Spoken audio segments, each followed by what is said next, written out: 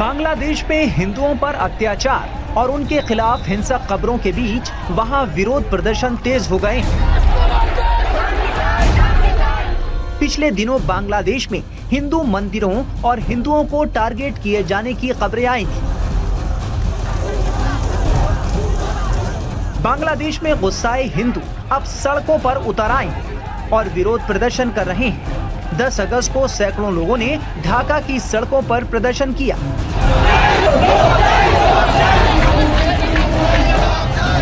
विरोध प्रदर्शन कर रहे लोगों ने अल्पसंख्यक समुदाय के लिए एक मंत्रालय और अल्पसंख्यक सुरक्षा आयोग की मांग रखी। बांग्लादेश में हिंसा और बवाल की खबरों के बीच मोदी सरकार की तरफ से कड़ा ऐतराज जताया गया है। हिंदुओं की सुरक्षा सुनिश्चित करने के लिए बांग्लादेश की अंतरिम सरकार को जरूरी कदम उठाने को कहा गया है। वहीं भारत ने सीमाओं पर निगरानी भी बढ़ा दी है। खास तौर पर अवैध रूप से घुसपैठ नहीं हो सके, इसके लिए बीएसएफ जवान अलर्ट पर है। मोदी सरकार ने बांग्लादेश में बवाल के बीच बॉर्डर पर नजर रखने के लिए एक समिति बनाई थी। हाल में टाइम्स नाउ नवभारत के डिजिटल प्लेटफॉर्म पर डिजिटल टॉक शो में मुनीश देवगन से बातचीत में major general retired GD Bakshi ने बांग्लादेश के हालात को लेकर क्या कहा था, सुनिए। बांग्लादेश की सेना ने जब देखा इतना बवाल हो रहा है और जब बवाल को कंट्रोल करने के लिए पुलिस ने फायर खोला इत्यादि, तो कोई 401 लोग मर गए, जो कि एक्सक्यूज बनाया गया विप अप करने का और इमोशंस, ठीक है। और इतने भड़क गए फिर छात्र संघ जो वहां पे हैं भड़ गए कि या भड़काए गए, लेकिन फिर तो बवाल ज्यादा बढ़ गया कि भी अब तो शेख हसीना को जाना पड़ेगा, ठीक है। पाकिस्तान की फौज के जो वकर साहब जो है, जो जनरल हैं, चीफ हैं, अभी वो रिश्तेदार हैं दूर से हसीना वाजिद के। वो उनकी आर्म्ड फोर्सेस डिवीजन जो कि प्राइम मिनिस्टर ऑफिस में सेक्रेटेरिएट में काम करती है, उसके भी हेड रह चुके हैं। मतलब वो काफी नजदीकी हैं शेख हसीना के।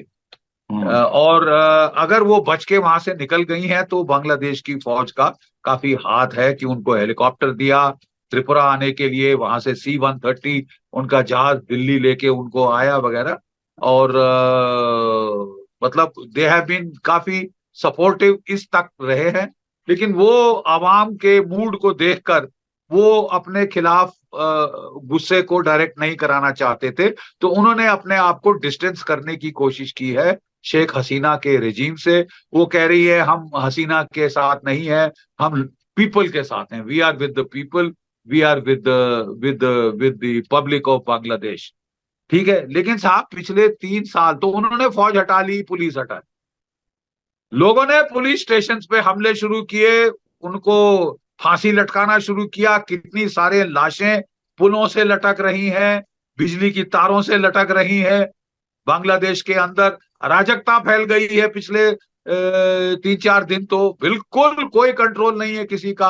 पुलिस ने स्ट्राइक कर दी कि साहब हमने तो अपने आदेश पालन किया और हमको लोग गुस्सा निकाल रहे हैं, हमको तो हम स्ट्राइक पे, पुलिस स्ट्राइक पे है। बांग्लादेश की फौज नहीं तिएनअनमेन स्क्वायर करना चाहती, नहीं जलियांवाला बाग करना चाहती, तो वो पीछे हट गई है। लोग बड़े प्यार से उनके टैंकों शैंकों को हाथ हिला रहे हैं, थोड़े तिएनअनमेन के पहले के सीन जैसे हुए थे। तो नतीजन बांग्लादेश में तो एनआरकी है। आर्मी ने अनाउंस किया कि साहब हम तख्ता पलट नहीं, हम राजपाट नहीं चाहते, हम जो है इंटरिम गवर्नमेंट को 48 घंटों में ले आए। और मोहम्मद यूनिस साहब जो कि डेमोक्रेटिक डिस्पेंसेशन के बड़े चहेते हैं अमेरिका में, but anyway he is a Nobel laureate for economics, ग्रामीण बैंक के लिए पढ़े लिखे आदमी हैं, कम से कम कट्टरपंथी तो नहीं नॉट ए जमायते इस्लामी। वो कहते हैं, वो आरोप भी लगाते हैं, कहते हैं जी भारत ने सिर्फ शेख हसीना से अच्छे रिश्ते रखे हैं, भारत को बांग्लादेश से अच्छे रिश्ते रखने चाहिए। वो थोड़ा थोड़ा बीच में ज्ञान भी देते हैं, थोड़ा अलग राग अलापते हैं, जो वेस्ट बोलता है उस तरह से वो बोलते हैं। कहते हैं कि भारत शेख हसीना पे ज्यादा फोकस करता था, बांग्लादेश पर कम। क्या लगता है सर आपको? देखिए साहब, ये शेख हसीना ने उनके खिलाफ कई केस किए थे, 200 से ज्यादा तो केस थे उनके खिलाफ। उन्होंने कहा था कि ये जो है साहूकारी कर रहे हैं, गरीबों का खून चूस रहे हैं वगैरह वगैरह, चार्जेस लगाए थे, वो अरेस्ट हुए थे, फिर बेल मिली। अब तो खैर वो चार्जेस हटा दिए गए हैं। बांग्लादेश की राजधानी ढाका समेत देश के अलग अलग हिस्सों में हिंदू समुदाय की ओर से विरोध प्रदर्शन हो रहे हैं। हिंदुओं पर हो रहे अत्याचार को लेकर जीडी बख्शी क्या बोले, सुनिए। जो बॉर्डर पर कई बांग्लादेशी आ रहे हैं, बीएसएफ अभी खदेड़ रही है उन लोगों को, क्या आने वाले दिनों में भारत के लिए शरणार्थी चिंता का सबब बन सकते हैं? बिल्कुल बन सकते हैं साहब। अगर हिंदुओं का नरसंहार बंद नहीं हुआ, उन पे अटैक्स होते रहे, तो क्या चारा है बेचारों के पास? वो फिर भाग के भारत ही आएंगे शरण मांगने। 1971 में तो 10 मिलियन रिफ्यूजीज आए थे, जिसमें से अधिकांश हिंदू थे, मालूम है आपको? अधिकांश हिंदू थे। ये उस वक्त फैक्ट छुपा दिया गया, ठीक है। पाकिस्तान की फौज ने बदला हिंदुओं से निकाला और उनको चुन चुन के मारा, जो हाल किया। मास रेप हुआ, जेनोसाइड हुआ, एथनिक क्लेंजिंग हो गई, खदेड़ दिए कि ये हैं फसाद की जड़, ये हिंदुस्तान को सपोर्ट कर रहे हैं, ये करके। और अब अगर बांग्लादेश की फौज को अब हस्तक्षेप करना पड़ेगा, अराजकता खत्म करनी पड़ेगी। अब देखना ये है कि ये जो इंटरिम सरकार आई है, अब इनके चहेते मोहम्मद यूनुस साहब इनको मिल गए हैं। मैं ये जरूर कहूंगा कि वो कम से कम पढ़े लिखे आदमी हैं, वो एजुकेटेड आदमी हैं, वो जिहादी नहीं है, वो पागल नहीं है जिहाते इस्लामी के सड़क छाप गुंडों के जैसे, और जो लोगों का कत्लो गारत कर रहे हैं, लोगों को ब्रिजों से मार के उल्टी उनकी लाशें टांग रहे हैं, ठीक है। At least he is a decent human being, but will he be able to control? Control तो केवल बांग्लादेश की आर्मी कर सकती। शेख हसीना, जब स्टूडेंट्स का प्रोटेस्ट चल रहा था, वो प्रोटेस्ट कैसे जमात का प्रोटेस्ट बन गया, कैसे कट्टरपंथियों का प्रोटेस्ट बन गया, तो शेख हसीना भापने में थोड़ा भूल कर गई। उनको नहीं लगा कि उनके घर तक लोग आ जाएंगे, वो तो आर्मी ने उनकी जान बचाई, जैसा आप बता रहे हैं। तो थोड़ा चूक हुई शेख हसीना से? नहीं, चूक तो काफी हुई साहब। देखिए, वो पब्लिक मूड को ठीक तरह से भांप नहीं पाई। उनको पता था कि मेरे खिलाफ साजिश हो रही है, लेकिन ये जो थी इसको काफी पहले शुरू में ही डिफ्यूज किया जा सकता था कि वो कोटा सुप्रीम कोर्ट वैसे उन्होंने हटा दिया, फिर वो मुक्तिजोधा हाई कोर्ट गए थे और उन्होंने वापस एस्टैब्लिश करा लिया। तब से ये दंगे भड़क गए और फिर सुप्रीम कोर्ट ने उसको अब क्योंकि कोर्ट्स आ गई थी तो वो फैसला नहीं ले सकती थी, तो सुप्रीम कोर्ट ने 30% से 5% कर दिया। So the basic cause for the student agitation तो खत्म हो गया ना साहब। अभी शेख हसीना इसको हाईजैक किया जमायते इस्लामी ने और पाकिस्तान की ISI ने। चीन ने काफी पैसा दिया स्टूडेंट मूवमेंट को कि भाई हसीना वाजेद के बरखिलाफ जाओ। Linkage is so clear.